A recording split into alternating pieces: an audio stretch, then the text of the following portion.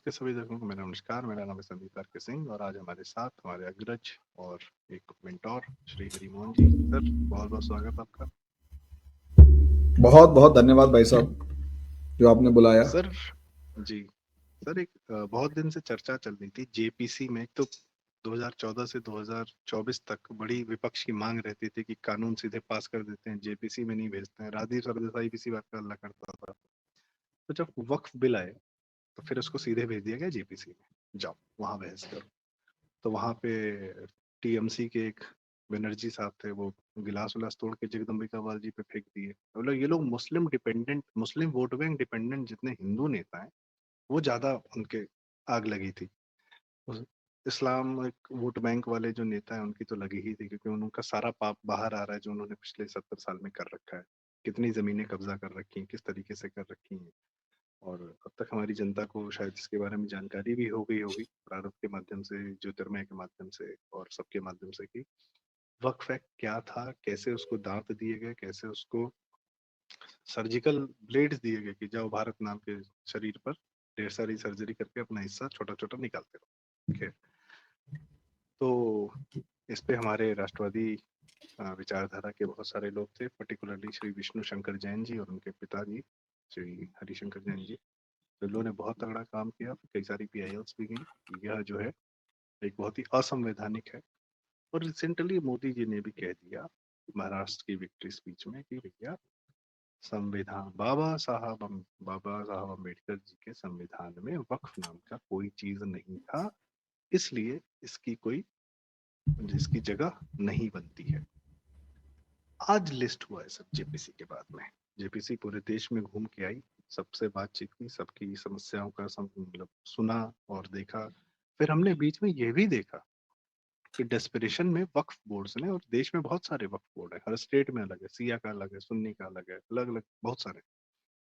पर जो मेन वाला है, डेस्परेशन में इन्होंने वो जमीनें क्लेम करनी शुरू कर दी, मतलब एकड़ों में, हजारों एकड़ में, ये हमारी है। और उसकी मलकियत का किसी को पता नहीं। मैं जरा सा दर्शकों को बता देता हूँ। वक्फ बोर्ड बेसिकली ये कि उन्होंने अपने यहाँ एक सर्वे किया। उनको एक सरकारी पावर है, उनका जो मतवल्ली है वो एक सरकारी अधिकारी है। अगर उसने वो कहीं गया, सर्वे किया, सर्वे का पैसा भी सरकार देगी। सर्वे किया, फिर ये निकाल दिया कि चलो ये जमीन हमारी। उसके बाद जिसकी जमीन है, जब वो अपनी रजिस्ट्री कराने जाता है या बेचने जाता है, सेल परचेज करने जाता है, तब उसको पता चलता है कि भाई साहब आपकी जमीन तो वक्फ में चली गई। तो अब वो लड़े, तो किससे लड़े? तो सबसे पहले वक्फ के ट्रिब्यूनल में जाके लड़ाई लड़े, जिसमें सारे मुस्लिम ही बैठे हैं, मतलब सारे वो भी सरकारी अधिकारी की पावर लेके बैठे हैं। आप ट्रिब्यूनल से निकलेंगे तब आप हाई कोर्ट जाएंगे। भाई साहब, इलाहाबाद हाई कोर्ट ने, और वो भी प्रयागराज हाई कोर्ट नहीं हुआ है, वहां भी सेकुलरिज्म का बुखार चल रहा है थोड़ा सा। इलाहाबाद हाई कोर्ट ने अपनी जिस जमीन पर इलाहाबाद हाई कोर्ट बना है उसको वक्फ ने क्लेम किया था, उसको जाके जो है सुप्रीम कोर्ट में लड़ाई लड़ी कि भाई साहब ये हमारी जमीन है, वक्फ की नहीं। ऐसे ही सूरत का जो नगर निगम का ऑफिस था, इस प्रकार के बहुत सारे केसेस आपने रिसेंटली सुने होंगे। तो ये है, तो एक नोटंकी चल रही थी वक्फ की। आज मोदी जी की सरकार ने संसद में उसमें अमेंडमेंट लाने के लिए, अभी एब्रोगेट नहीं कर रहे, उसमें अमेंडमेंट लाने के लिए कुछ संशोधन उस एक्ट में प्रस्तुत किए हैं। आखिरी संशोधन हुआ था 2013 में, सोनिया गांधी की सरकार करके गई थी, और दिल्ली की बहुत सारी प्रॉपर्टी इनको हैंड ओवर करके गई। और किसी की मलकियत कहाँ है, किसका कागज क्या है, कुछ नहीं पता, ये वही वाला है, हम कागज नहीं दिखाते। हरिमोहन सर, संविधान दिवस के दिन वक्फ, जिसका बाबा साहब अम्बेडकर के साथ बनाए हुए संविधान में नाम नहीं था, जिक्र भी नहीं था, उसकी अमेंडमेंट की लिस्टिंग हो गई। कैसे देखते हैं आप इस ये कितना बड़ा काम है? छोटा काम है, नॉर्मल चल रहा है, जैसे बिजनेस एज यूजुअल है, कि समथिंग बिग? साहब थैंक यू, आपने इतने बढ़िया टॉपिक पे मुझे बोलने का मौका दिया और अंदर से जो एक भड़ास निकली हुई थी उसे निकालने का मौका दिया। दरअसल क्या है, आप इसे ऐसे एक तरीका तो ये है देखने का कि ठीक है यार, हम इसको वक्फ के अकॉर्डिंग देख रहे हैं या संविधान के अकॉर्डिंग देख रहे हैं। मुझे मुझे इसमें थोड़ा सा अलग लगता है। आप याद कीजिए फरवरी मार्च 2024 के बाद जब इलेक्शन एक अपने फुल स्विंग पर था, फुल लेवल पर था, तो वहां असलियत में मोदी और बीजेपी के ऊपर आरोप लगने शुरू हुए, हमले करने शुरू किए कि ये आखिरी चुनाव है, लोकतंत्र की हत्या हो जाएगी, डेमोक्रेसी की हत्या हो जाएगी, संविधान खत्म कर देंगे, बदल देंगे। तो एक माहौल बना दिया था और लिटरली वो आदमी, देखिए एक्चुअली क्या होता ना, एक कास्ट या एक जो ग्रुप सोसाइटी के अंदर होता है वो डोमिनेट तो करता है कुछ। वो दुनिया की हर सोसाइटी में होंगे जो ज्यादा बोलने वाले मिलेंगे, उनकी आवाज ज्यादा सुनी जाएगी, जोर से बोलेंगे तो और ज्यादा, क्योंकि वो हर मामलों में कहीं ना कहीं कंपैरेटिवली डोमिनेटिंग होते हैं। वहीं अगर हम कुछ कम्युनिटीज को देखेंगे तो वो भले ही ज्यादा भी हो या कुछ भी हो, इफेक्टिव नंबर में हो, लेकिन उनकी आवाज नहीं सुनी जाती या उनकी आवाज उतनी बुलंद नहीं होती सोसाइटी में जितनी एक होनी चाहिए। और इस बार ऐसा ही हुआ, जिनकी आवाज उतनी बुलंद नहीं थी उन्होंने अंडर करंट की फॉर्म में वोट दिया और एक झटका दिया बीजेपी को, तगड़ा तगड़ा झटका दिया।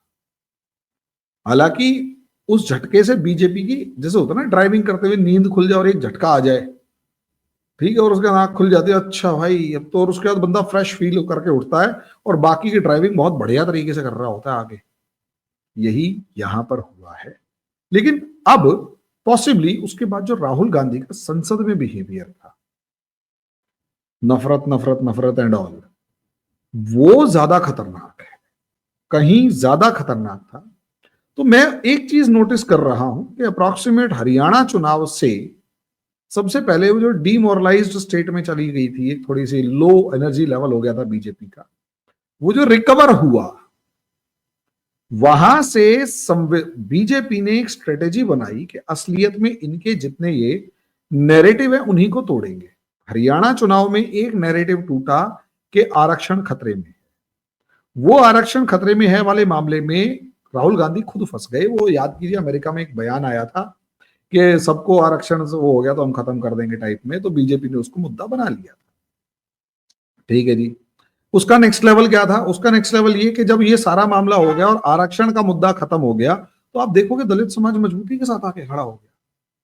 उसके बाद जो कास्ट सेंसस का मुद्दा था, वो कास्ट सेंसस में जवाब देके उस मुद्दे को हैंडल हो ही नहीं सकता था, तो वो मुद्दा असलियत में खत्म किया गया, बटोगे तो कटोगे से। और बांग्लादेश में जो हुआ, उसने इस नारे को 100% ऑथेंटिकेट कर दिया और मतलब जस्टिफाई कर दिया कि भाई ऐसा होगा, रिकॉग्निशन दे दिया कि भाई ऐसा होगा और आपको इकट्ठा होना। और इसकी इको हमें संसद और महाराष्ट्र चुनाव में सुनाई देती है। एक तीसरा काम भी हुआ, संविधान खतरे में है वाला मामला। असलियत में मोदी जी ने इसके ऊपर काम करना शुरू कर दिया और मुझे ऐसा लगता है बहुत ही इफेक्टिवली काम किया है। कैसे इफेक्टिवली काम? इस तरीके से किया है कि अल्टीमेटली प्रूव करने की कोशिश करना शुरू कर चुके हैं कि कांग्रेस को और मुसलमानों को, दोनों को, ये याद रखिएगा, क्योंकि असलियत में एक खुरक होती है ना, जो गुस्सा, वो संविधान खतरे में है का नैरेटिव असलियत में राहुल गांधी ने बाद में उठाया। पहले 2019 के अंदर वो मामला उठा था, जब सीएए एनआरसी के मामले में संविधान के नाम पर बाबा साहेब की फोटो लगाकर, संविधान की फोटो लगाकर बीजेपी से लड़ने का ड्रामा किया गया कि हम संविधान के रक्षक। ये लड़ाई मैं उस तरीके से देख रहा हूं जिसमें राहुल गांधी भी संविधान की बात कर रहे हैं और वो जो दलित समाज है वो भी संविधान की बात कर रहा है, लेकिन ऐसा लग रहा है कि दोनों आमने सामने टकरा रहे हैं, जबरदस्त लेवल पर आमने सामने हैं। और वो आमने सामने आके, जिसे कहते हैं, मतलब इन सबको धज्जियां उड़ा दी हैं कि भाई तुम संविधान की बात करते हो, ढोंग करते हो। और यकीन मानिए वो नैरेटिव बर्स्ट हुआ है। आज किसी से सड़क पे जाके पूछ लिया जाए, मेन देखिए, संविधान से क्या, संविधान को अपने अधिकारों का रक्षक मानने वाला नॉर्मली दलित समाज का बंदा मिलेगा। मुसलमान संविधान को एक ढाल की तरह इस्तेमाल करते हैं शरिया और अपने पूरे सिस्टम को बचाने के लिए। उन्हें संविधान से कोई फर्क नहीं पड़ता। वो संविधान को तब तक शोर मचाते हैं जब तक उनको ऐसा लगता है कि अभी शरिया की जरूरत नहीं, अभी सिर्फ संविधान को उठाने से काम चल जाएगा। और वो हिंदुओं के खिलाफ खड़े होने के लिए संविधान की बात करते हैं। जहां मुसलमानों की बात होती है, वो संविधान को कूड़े की टोकरी में डालकर केवल और केवल शरिया की और मुसलमान की बात करते हैं। अब हुआ यह है कि मोदी ने असलियत में इनके उस नैरेटिव को बर्स्ट कर दिया कि संविधान खतरे में। आज 26 नवंबर संविधान दिवस इसलिए क्योंकि आज ही हमारा कॉन्स्टिट्यूशन के ऊपर सिग्नेचर हुए थे और आज ही अडॉप्ट कर लिया गया था और ये मान लिया, और बहुत से प्रोविजन सिटीजनशिप से लेकर बहुत सारे आज ही के दिन से लागू हो गए थे 1949 से। अब वो जो संविधान का नैरेटिव बर्स्ट, मतलब जो राहुल गांधी एंड ऑल ने शुरू किया उसको बर्स्ट किया। अब आप यहां समझिए, संविधान वाले दिन ही, और ये वक्फ बोर्ड ही क्यों, बड़ी ही मेरे को ऐसा लगता है यहां बड़ी बारीक प्लानिंग की गई है और सच में बहुत बारीक प्लानिंग की गई है। क्यों? क्योंकि आप ये देखिए वक्फ बोर्ड जिस तरीके से यहां पर अभी आपको दिखाई दे रहा है, ये लिटरली मेरा मानना है वक्फ बोर्ड जिस तरीके से दिखाई दे रहा है वो असलियत में संविधान के ऊपर एक बहुत बड़ा हमला है। क्यों? क्योंकि ये संविधान के प्रोविजंस को मानता ही नहीं। संविधान के अंदर किसी तरीके का धर्म के आधार पर स्पेशल प्रोविजन देने का मतलब ही नहीं बैठता, लेकिन ऐसा लग रहा है जैसे यहां पर वक्फ बोर्ड बनाकर मुसलमानों को तो भारत पर अधिकार करने का एक तरीका बता दिया, जमीन पर कब्जा जिहाद शुरू कर दिया। अच्छा, इसमें थोड़ा सा हिस्ट्री में भी जाना पड़ेगा। हिस्ट्री में किस तरीके से कि अगर आप इसको देखेंगे ना, जवाहरलाल नेहरू को और ये इंदिरा गांधी को, तो सोचकर देखिए हमारे देश के साथ कितना धोखा हुआ था। धर्म के नाम पे पाकिस्तान बना लिया, पाकिस्तान बन गया। वहां जितने मुसलमान थे, जितने उम्मीद ये की गई थी कि वहां मुसलमान बसेंगे और हिंदुस्तान में हिंदू बसेंगे, ठीक है जी। अब प्रॉब्लम दूसरी सोचकर देखिए, यहां सुहरावर्दी जैसे नेता इधर गांधी को और नेहरू को पटा रहे हैं, उसको एक इमोशनल ब्लैकमेल कर रहे हैं कि हमें तो तुम पे भरोसा था, हम आज भी तुम पे भरोसा था। जबकि सुहरावर्दी वही था जो मुस्लिम लीग के टाइम पर बंगाल का मुख्यमंत्री था और उसी ने डायरेक्ट एक्शन डे बनाया था, बुलवाया था। अच्छा, प्रॉब्लम उसके साथ ये थी कि उसकी सारी प्रॉपर्टीज कलकत्ता में थी और उम्मीद ये थी, हाँ जी, butcher of Bengal, butcher of Bengal, बिल्कुल सही। और साथ में एक और सर, बांग्लादेश वाला शेख मुजीबुर रहमान, नजरुल रहमान, समथिंग कुछ ऐसा ही नाम था। अब ये समझ के देखिए, बुचर ऑफ बंगाल जो है वो गांधी को पटा रहा है। क्यों? क्योंकि ज्यादातर प्रॉपर्टीज उसकी कलकत्ता में थी कि यार एकदम से सारी प्रॉपर्टीज कलकत्ता से लेकर ढाका कहां जाऊं, तो गांधी को पटा रहा है कि गांधी जी देखो हम तो तुम्हारे शरणार्थी हैं, तुम ये हैं तुम वो हैं। गांधी मान गया, गांधी अब मैं क्या मुंह से निकालू, इमोशनल इडियट था, फूल था। और नेहरू ऊपर से, और वो उनको हिंदू जो आ रहे थे वहां से मार खाते हुए पिटे हुए कि आप अपनी मतलब सोचकर देखिए ना, अपनी जीभ दबा लो लेकिन वो तुम रेप करते तो करने दो। अब यहां जो नफरत पैदा हो रही है उस चीज को हमें समझना पड़ेगा। ये जो नूह के अंदर प्रॉब्लम हो रही है वो इसी वजह से तो है। लेकिन गेम ये नहीं था, गेम ये था कि अल्टीमेटली पाकिस्तान लेने के बाद भी वो हमें इमोशनल ब्लैकमेल कर रहे हैं। इमोशनली ब्लैकमेल करना अपने आप में सोचिए किस लेवल पर इमोशनल ब्लैकमेल किया जा रहा है कि साहब हम तो देखो यहां रहे हैं लेकिन हमें स्पेशल राइट्स चाहिए। बेचारे बन के रहे और महज 7 साल में बाप बन गए। जब 1955 में हिंदू मैरिज एक्ट आया, मुसलमानों ने ऐसा प्रिटेंड करना शुरू कर दिया कि हमारे राइट्स खतरे में लग रहे हैं यार, तुम्हारी इज्जत तुम्हारे कहने पे हम रुक गए थे। अबे उनके कहने पे नहीं रुके थे, तुम अपने कमीनेपन के चक्कर के अंदर रुके थे। तुम्हारी सारी प्रॉपर्टीज यहां पर थी और तुम जानते थे अगर आप एक सेकंड अगर आप वहां चले गए तो ये सारा सब कुछ तुमसे छिन जाएगा और सब चीजें। लेकिन उसमें भी प्लान था। हाँ जी, यही बात मैं जानना चाह रहा था सर कि वक्फ में जो 47 में पावर दी गई, वो यहाँ के लोग जो मुसलमान थे, जो यहाँ के अपनी प्रॉपर्टीज छोड़ के पाकिस्तान जा रहे थे, तो वो है भाई पाकिस्तान में तो एनिमी प्रॉपर्टी करके उन्होंने ले लिया कि हिंदुओं की सारी प्रॉपर्टी कब्जा कर ली। पर यहाँ पे जो मुसलमान छोड़ के गया उसने वक्फ को अपनी दान दे दी और वक्फ ने उसको टेक ओवर कर लिया। गलत समझ रहे हैं हम शुरुआत अभी यहाँ भी, से हुई हम अभी भी जी, गलत समझ रहे हैं। जब क्लियर करें सर। भगदड़ मची तो कौन सा वक्फ, कैसा वक्फ, कौन सी प्रॉपर्टी, कैसी प्रॉपर्टी, सारे मकान खाली थे सर। रातों रात भागना पड़ रहा है, कौन सी किसको सिग्नेचर होंगे। जब पूरे पूरे गांव खाली हो गई, पूरी पूरी मस्जिद खाली हो गई, सब चीजें खाली हो गई, तो कौन सी प्रॉपर्टी, कैसी प्रॉपर्टी। खेल अभी शुरू नहीं हुआ, खेल उसके बाद शुरू हुआ। जब ये देख लिया कि हाँ मामला सेटल हो गया है, अब यहां से बंदे जाते पाकिस्तान। यहां से जो लोग अपनी प्रॉपर्टीज यहां छोड़कर गए हैं वहां जाके बैक डेट में उनसे एक लेटर लिखवा दिया जाता है, ढूंढ ढूंढ कर कि तुम कहाँ के हो, वहां के हो, कहां से यहां आ गए हो, यहां का एक लेटर लिख दो। यहां तुम्हारे को थोड़ी बहुत जमीन दिलवा देंगे, लेकिन जो भी तुम्हारी प्रॉपर्टी वहां है वो तो हमारी होगी। ये सोचिए, ये गेम खेली गई। 1947 में छोड़कर भागते हुए जो लोग थे, उसकी प्रॉपर्टी नहीं थी, वो नहीं लिख के गए थे। उसके बाद यहां जो बच गए थे, वो लोग वहां जा जाके उस प्रॉपर्टी को लिखवा लिखवा के लेके आ रहे हैं कि देखो वो वाला तुम्हारा मकान था ना, अच्छा एक काम करो मेरे नाम कर दो। अच्छा तुम कहां पर थे, वो वक्फ के नाम कर दो, मेरे नाम नहीं वक्फ के नाम कर दो। अब वो सारे कागजात इकट्ठे किए गए, तभी आप, मैंने अभी आपको भेजा था ना 1954 वाला, कि 1954 तक जो रेवेन्यू रिकॉर्ड्स में रजिस्टर्ड है वही वक्फ प्रॉपर्टी मानी जाएगी। उसके पीछे का लॉजिक क्या है?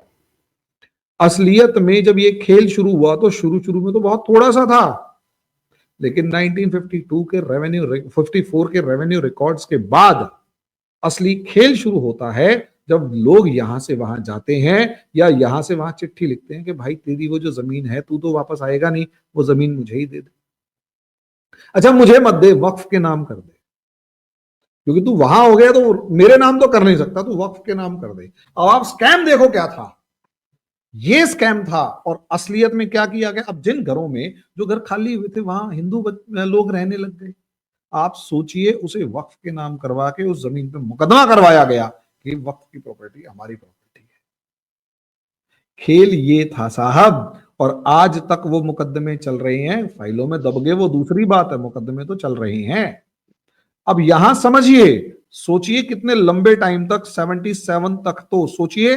1947 के बाद 71 की एक लिस्ट, वो मौलाना साजिद रशीदी आजकल एक गजेटियर निकाल के घूम रहा होता है कि 71 के अंदर या 77 के अंदर भारत सरकार ने गजेटियर निकाला था, 77 में गजेटियर निकाला था, उस गजेटियर के अंदर हमारी प्रॉपर्टीज के मेंशन कर दिया गया था। दूसरा मेंशन या दूसरा रिकॉर्ड वो था। सोचिए लगभग 26-27 साल तक वो वक्फ प्रॉपर्टीज के नाम से जो रजिस्टर होते रहे, वो होते रहे और होते रहे, और उन सर प्रॉपर्टी को ला ला के यहाँ पर अब सरकारी खाते में चढ़वा लिया। देखिए अभी किसी को बताया नहीं है, अभी वो गजेटियर किस, क्योंकि इतना इंफॉर्मेशन थी नहीं, वो इसका एक सबूत गजेटियर। है सर मेरे पास। ये जो पाकिस्तान से अब लखनऊ में रहते हैं ना हम, ठीक है, तो एक बड़े मशहूर हिस्टोरियन इरफान हबीब, आप जानते ही होंगे, हाँ उनकी हाँ, किताबें मेरी चलती झड़प भी हैं। हो चुकी है उससे, हाँ हाँ, जो हो चुकी है मेरी आरिफ झड़प। मोहम्मद खां पे भी, हाँ, वेरी इनफेमस, आरिफ मोहम्मद खां पे भी चढ़ बैठा था, अलीगढ़ मुस्लिम यूनिवर्सिटी का था, बाबरी मस्जिद विवाद को खींचने वालों में से था। ठीक है, इनका एक इतिहास और है सर। इनके पिताजी मिस्टर हबीब, मोहम्मद मिस्टर हबीब। इरफान मोहम्मद हबीब, वो नेहरू के बहुत क्लोज थे, और डिस्कवरी ऑफ इंडिया जो नाम की नौटंकी नेहरू ने लिखी थी, तो इट वाज सेड कि वो उन्होंने ही उनको लिख के दी थी, जेल में बैठ के कहाँ से डिस्कवरी कर रहे थे, खैर। और जो दूसरी किताब थी ग्लिम्पसेस ऑफ समथिंग समथिंग, ठीक। इरफान हबीब की बेटी है सर, समन हबीब, लखनऊ में रहती हैं, ठीक है, एक घोषित कम्युनिस्ट से, अमित मिश्रा जी से उनकी शादी हुई है। समन हबीब, जो कि लखनऊ का कल्चर है, रिवायत है, तहजीब है, गंगा जमनी बह रही है, तो एक मट्टू जी के साथ कोई मैंने ये चूंकि देख रखा अपनी आंखों से, इसलिए मैं कह रहा हूँ। और एक यहाँ पे सनत कदा करके हैं, वो एक घोषित कम्युनिस्ट हैं, माधवी मैम, काम अच्छा करती हैं पर कम्युनिस्ट, ठीक है। तो मानसिकता तो हाँ, तो वो लोग एक कल्चरल प्रोग्राम रखते थे पहले, लेटर्स करके, ठीक है, लेटर्स टू पाकिस्तान। तो उसमें 47 के बाद जो पाकिस्तान गए लोग और आ रहे थे, जा रहे थे, बेटियों की शादी कर रहे थे, शादी ब्याह हुआ है सर बहुत, आना खूब जाना हुआ खुला है, था खूब। यहाँ से पाकिस्तान, ठीक है। तो वो जो लेटर्स उन्होंने, जो यहाँ के मुसलमानों ने अपने भाई चाचाजाद और जिस जो पाकिस्तान के, उनको लिखे और उन्होंने वापस लिखे, तो 1 घंटे का प्रॉपर इन लेटर्स का कलेक्शन करके, बड़ा कमाल का शो है सर, आप देखेंगे आपके मतलब इमोशनल हो जाएंगे, क्या है, क्या दुख, क्या पीड़ा, क्या कष्ट, यहाँ रह गए हम मुसलमान। और ये कि इसने उसको लिखा, तो समन हबीब जी और वो भाई साहब जो दूसरे हैं, वो जो पढ़ते हैं, कई बार एक दूसरे भाई साहब भी पढ़ लेते हैं, इन लोगों ने एक शो बनाया है। और ये कि पीड़ा कितनी हुई मुसलमानों को लेटर्स के माध्यम से, क्या उस जमाने के लोग लिख रहे हैं आपस में। तो ये आप जो कह रहे हैं ना कि आना जाना लगा रहा, कहानी सुनाई जा रही है कि पीड़ा बहुत है, जबकि खेल पीछे चल रहा है कि जमीनें लिखवाई हाँ, जा रही खेल हैं पीछे आज दूसरा था, आते हुए वही सुना जाते रहा हूं हुए। तो मैं। मैं सबूत बता रहा हूँ सर, ये आज भी एग्जिस्ट करता है। और ये समन हबीब जी सर, ये साइंटिस्ट हैं, ये होते होते रह गई, वरना अभी हाल फिलहाल में योगी मोदी सरकार में ये जो है CSIR, यहाँ का CDRI है, उसकी डायरेक्टर हो जाती। वही, खैर वो एक अलग कहानी है। तो तो अब सिस्टम, आप सरकार सोचिए, पहला हमारी हो पर फेज, सिस्टम तो नहीं का है सर जी। मतलब ये सरकार आपकी है तो क्या हुआ, सिस्टम तो इन्हीं का है। और जो सिस्टम किताबों में लिख गए, सिस्टम में लोग बिठा गए, अभी तो उसको हटाते हटाते 50-60 साल लग जाएंगे, और आप हटा फिर भी नहीं पाओगे, क्योंकि अपनी जगह वो अपने जो है वो नाजायज पैदाइशों को दोबारा बिठा के जाएंगे वैसे ही। आप आपके यूपीएससी वाले के उनको अंदर बिठा थोड़ा रहे सा थे। राष्ट्रवाद की बात कर लो, मैं अभी हम्म। भी कह रहा हूँ यूपीएससी के अंदर थोड़ा सा राष्ट्रवाद की बात कर दो, आप फेल हो जाओगे। मैं सर आपके साथ यह विषय अलग से करना चाहूंगा, और I am very keen on this कि हाउ मच हाँ, भारतीयता इज देयर इन यूपीएससी आप एंड सोच LBSNA कर एंड हु इज देखिए, गोइंग टू टीच देम। इस मैंने भी विषयांतर हो जाएगा सर। 6 महीने अपना पहले वक्त पे पढ़ाना वापस इसलिए आता हूँ। छोड़ दिया।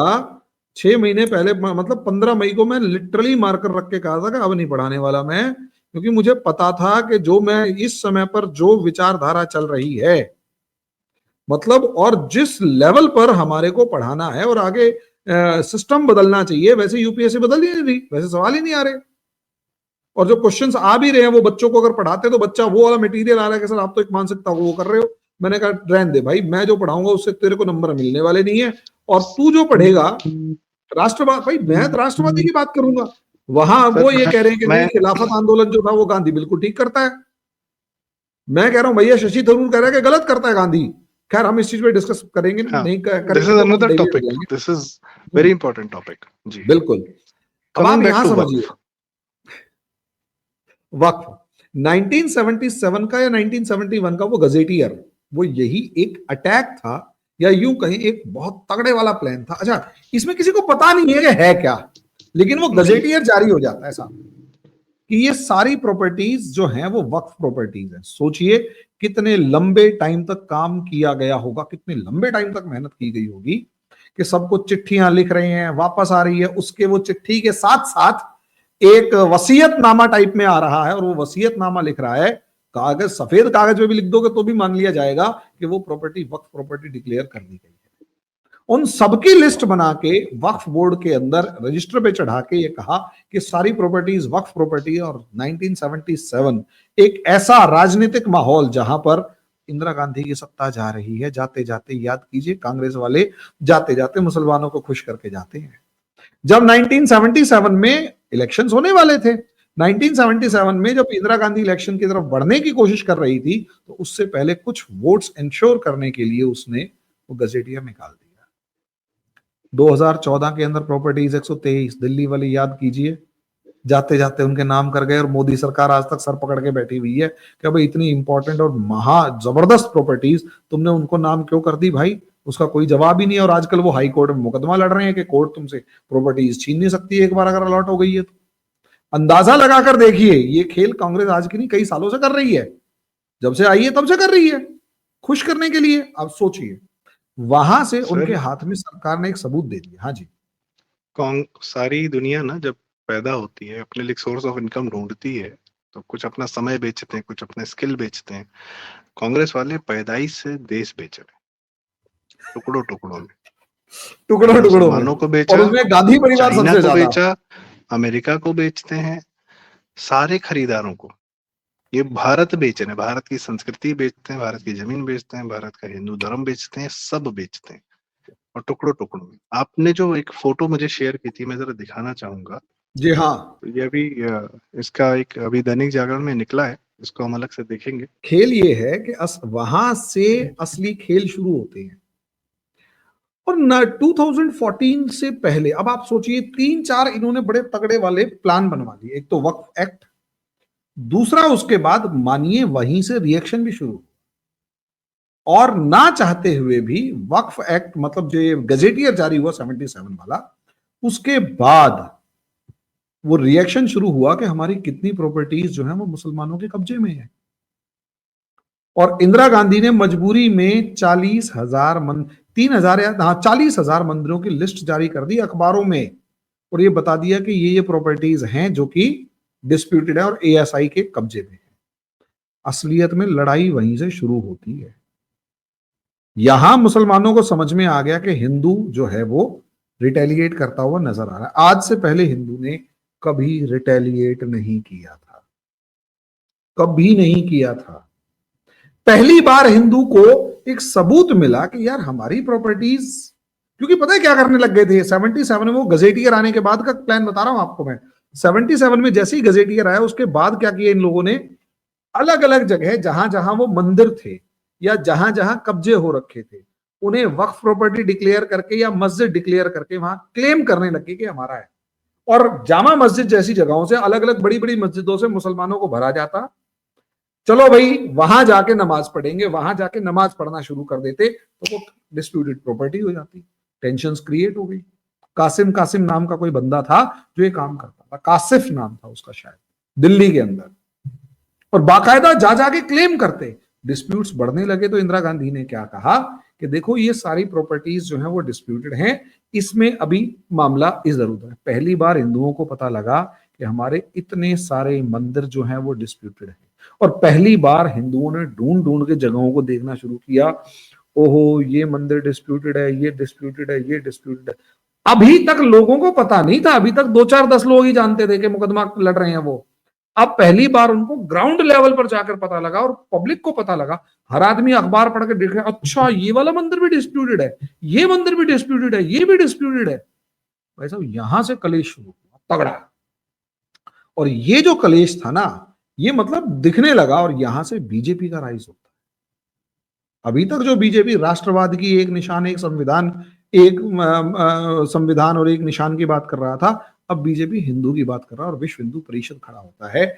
यहां मुसलमानों की स्ट्रेटेजी चेंज होती है। अभी तक जिस जमीन पर क्लेम करके सरकार से कैसे भी करके लेने की तैयारी में थे, अब उन्हें पता लग गया इनमें डिस्प्यूट्स आने लग गए हैं।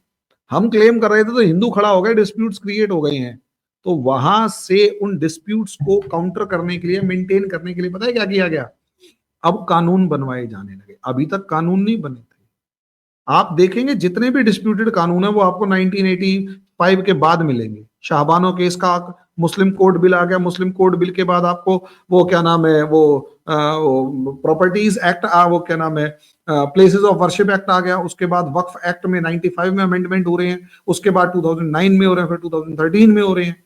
ये क्या है, ये कानून बना के असलियत में सोचिए 1947 से जो प्रॉपर्टीज को क्लेम करने की बात थी वो इस हद तक आ गई कि अब तो वक्फ बोर्ड जहां हाथ रखेगा वही हमारा है।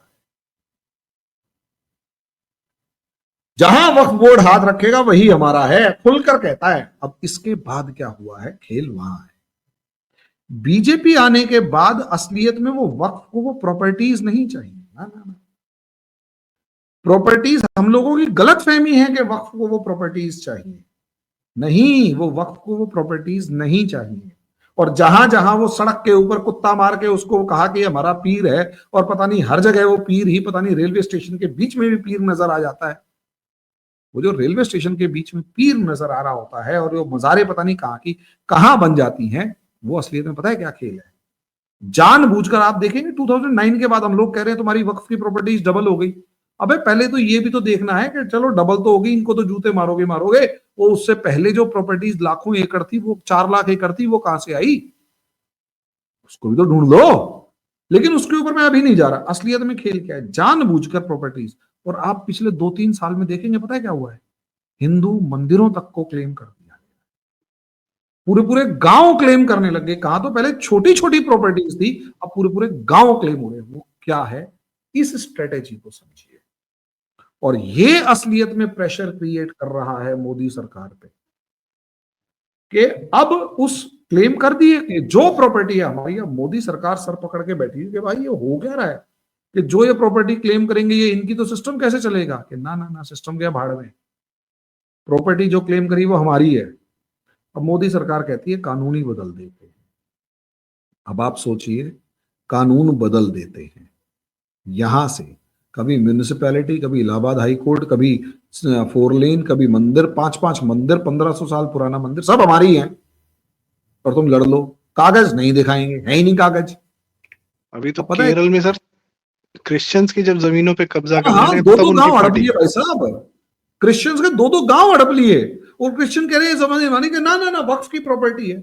मेन बात क्या है, ये अब उतर चुके हैं सिविल वॉर, उतर आज के मौलानाओं के, कल के मौलानाओं के वो जो जलसे थे उनको देखो आप, वो साफ क्या कह रहे हैं, हम सड़क रोकेंगे, सड़क रोकेंगे और हर शहर की सड़क रोकेंगे। यानी शाहीन बाग में जो क्लेम था ना भाई साहब, तरीका एक्सपेरिमेंट था, 6-6 घंटे का जाम, हम उस जाम को झेल चुके हैं, 6-6 घंटे का जाम, रात रात भर, सुबह सुबह जाम, बच्चे स्कूल नहीं जा पा रहे। वो सर एक्सपेरिमेंट अब हर शहर में रिपीट किया जाएगा। सर दिल्ली के सबसे बड़े अस्पताल अपोलो हॉस्पिटल, जहाँ पे बड़े बड़े लोग आते हैं अपना इलाज कराने, और बहुत दूर दूर से लोग इलाज कराने आते हैं, उसके जस्ट बगल में रखा था। किसी ने नहीं बोला कि इनकी कमीनेपन की वजह से कितनी इमरजेंसी, कितने एम्बुलेंसेज में लोग मर गए होंगे, कभी नाम नहीं लेते लोग। मैं यही तो बता रहा बात है हूँ ना। वो एकदम कितना दूर है, हार्डली 4 किलोमीटर, जो शाहीन बाग वाला अरे जाम लगाया था ना। ऐसा 20-20 किलोमीटर का जाम, और सोचिए सवाल कोई सिर्फ अस्पताल अपोलो नहीं का पहुंच नहीं है, पाता होगा सर, और आसपास का अस्पताल में कोई जो भी मरीज लोग होगा। मर रहे हैं। एम्बुलेंस में कितनी मौतें देखी हैं हमने, इन्हें घंटा फर्क पड़ा है कभी? ये तो चाहते हैं ना मरे, पैनिक फैले, किसी कयामत मीडिया ने जल्दी आए। रिपोर्ट नहीं किया कि इनके शाहीन बाग की वजह से कितनी मौतें हो हम्म, रही हैं अपोलो अस्पताल के किसी ने बगल के कुछ लोगों नहीं की। किया। अच्छा पता है, शुरू में तो कह रहे थे हम एक वाला पोर्शन खाली रखेंगे, इन्होंने बाद में दूसरा भी बंद कर दिया। सर वो नोएडा से दिल्ली को जोड़ने वाली रोड है, और वही रोड फरीदाबाद से दिल्ली को जोड़ती है। इन्होंने, सोचिए ना, मैं वही उस रोड की कह रहा हूं, एक्चुअली वो 6 लेन 8 लेन है, बहुत चौड़ी रोड है। वो एक पोर्शन में बैठे थे और ये कह रहे थे दूसरी पोर्शन को हम खुला रखेंगे। आप मानेंगे, थोड़े दिन बाद वो दूसरे तीसरे दिन दूसरा भी बंद कर दिया कि हम तो नहीं खोलेंगे जी। खैर ये वो एक प्रॉब्लम, अलग, ये, ये दे आर कमिंग हाँ बैक उस टू चीज में दिस हम गलत दैट थे। अगेन। अब आप सोचिए वक्फ बोर्ड पे कहां जा रहे हैं, और अब जो बीजेपी गवर्नमेंट कर रही है वो यही कर रही है। सर ये बीजेपी गवर्नमेंट की बात नहीं, ये तो आप सोचिए कि भारत को वापस से पहले सर्जरी करके ले लिए, अब अंदरूनी कैंसर के रूप में ले रहे हैं। पहले एम्पुटेट कर दिया, अब एज अ वायरस ले रहे हैं कि लंग्स पे भी हमला है, क्रिटिकल ऑर्गन, मतलब अब तो हर अगर हम पार्ट पे भारत को हमला एक है, बॉडी मान, हर पार्ट पे हमला है।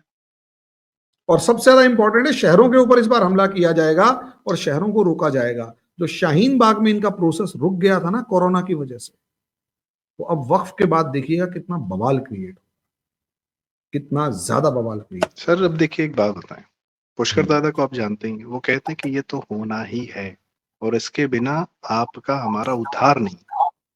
ये एक आपको चीज मैं लग इसको ऐसे देखता हूं, मैं इसको ऐसे देखता हूं, अमेरिका के अंदर जब सिविल वॉर, अमेरिका जब आजाद हुआ ना, तो एक पोर्शन ऐसा था जो अनडिसाइडेड था, वो था ब्लैक एंड व्हाइट राइट्स। वो राइट्स 1861 से 64 के बीच में डिसाइड हुए सिविल वॉर के फॉर्म में, उसके बाद सब सेटल हुआ है। वही चीज अभी है, वही 70-75 साल हमें हो चुके हैं, और अब वो जो, इसमें दूसरी बात है सर, इसमें किसी को लग सकता है कि हिंदू मेजोरिटी में है तो हिंदू दबा रहा है, नहीं। हम आज अपना राइट्स क्लेम करने जा रहे हैं, it is Hindus who are rising. और अभी तक डोमिनेंस जो थी वो मुस्लिम वोट बैंक की थी। पहले मुस्लिम वोट बैंक का वीटो मोदी जी ने खत्म किया, और योगी जी ने बांटेंगे तो कटेंगे से नाप दिया कि भैया इस दुर्ग के अंदर जो रहेगा वो सेफ है, और इस दुर्ग के बाहर जो उनके साथ गलबैया कर रहा है वो सबसे पहले उसी को काटे। और वो तो उनको काटना है, उनको बहाना चाहिए, उनको कोई ना कोई बहाना चाहिए चाहिए।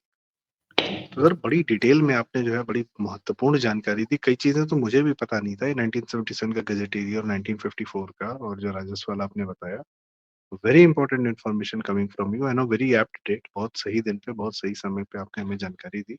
दर्शकों से रिक्वेस्ट है कि भले वीडियो लंबा हो गया भैया, शेयर जरूर करिए, लाइक जरूर करिए। मैं पहली बार कह रहा हूँ कि जरूर करिए, मैं जरूर शब्द का प्रयोग नहीं करता हूँ, क्योंकि दर्शक सुधी हैं, उनको लगता है तो वो कर लेते हैं, क्योंकि हम बहुत जरूरी बातें कर रहे हैं। आपके माध्यम से किसी को, किसी और को अगर ये बात पता चले तो ये अवेयरनेस बड़ी जरूरी है। तो जितनी दूर आप लेके जा सकें ये आपका भी मतलब हम लोग भी सौभाग्यशाली होंगे यदि आप यह कार्य करते हैं। चैनल, दोनों चैनल जरूर सब्सक्राइब करें, पहले ज्योतिर्मय भी करें, प्रारब्ध भी करें, दोनों के लिंक हमारे, प्रारब्ध तो है आप देख ही रहे हैं, ज्योतिर्मय का लिंक भी आपको हम डिस्क्रिप्शन में दे देंगे। और हरिमोहन सर, बहुत बहुत धन्यवाद, आपने बहुत डिटेल में बड़ी जरूरी बात बताई, और हम उम्मीद करेंगे कि भी बहुत सारे पार्ट्स इसके बचे हुए हैं जो मेरे इंटरप्शन के कारण जो है विषयांतर जो हो रहा था, वो अलग अलग विषयांतर नहीं है, वो अलग अरे अलग विषय सर, है, हम उस पर आएंगे वापस जी। तो इसी जिस के साथ परिवार हरिमोहन से सर, हम जुड़े हैं, प्रारब्ध परिवार से जुड़े हैं, इसके अंदर ऐसा तो है नहीं कि हम इसमें कुछ मतलब दोबारा आके नहीं बता सकते। दोबारा आगे बता देंगे, इसमें कौन सी बड़ी बात है। कल बताएंगे, फिर बात करेंगे जी। तो दर्शकों, जब बहुत बहुत मर्जी बता धन्यवाद, देंगे। नमस्कार, प्रणाम जी। बिल्कुल हरिमोहन सर, साहब। बहुत बहुत धन्यवाद, आपने समय दिया, अपनी जानकारी, अपना ज्ञान, अपना अनुभव साझा किया, और हमारे लिए साहब फ्री में किया, ज्ञान तो थैंक यू सो बढ़ता है, मच, वरना आपके ज्ञान तो चार्जेस बढ़ता है। बहुत है, हमें भी पता है जी। ठीक है। ठीक सर, ओके, प्रणाम, नमस्कार।